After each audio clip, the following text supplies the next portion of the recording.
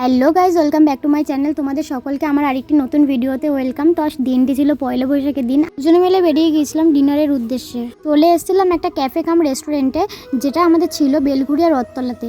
তারপর আমরা খাবার অর্ডার করে দিলাম। তো তোমরা ভিতরটা দেখো, যেটা ভাষায় প্রকাশ করা যাবে না, এত দারুণ একটা জায়গা। তো মনে হচ্ছিল আমি ওখান থেকে বাড়ি আসবো না। তো যাই হোক, তা আমরা দুজনে মিলে দুটো মকটেল নিয়ে নিলাম। তো মকটেল সাথে দুজনের গল্প করতে করতে আমাদের বেশ কিছুটা টাইম চলে যায়। তারপরে আমাদের স্টার্টার দিয়ে দিল। স্টার্টারে ছিল চিকেন হারিয়ালি কাবাব। তো দেন আমাদের দিয়ে দেয় বাটার নান আর হচ্ছে চিকেনের একটা কোনো একটা আইটেম, যাই হোক আমার এখন মনে নেই। তো এই যে আমি খাচ্ছি, আর সেটা তো তোমাদের ক্যাট মেরে দেখাতে হবেই।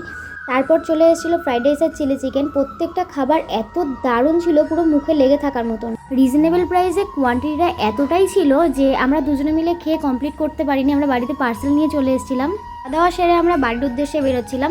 তো ভিডিওটা ভালো লাগলে কিন্তু তোমরা লাইক, কমেন্ট, শেয়ার আর সাবস্ক্রাইব করতে কিন্তু একদমই ভুলো না। তো আজকের মতন টাটা।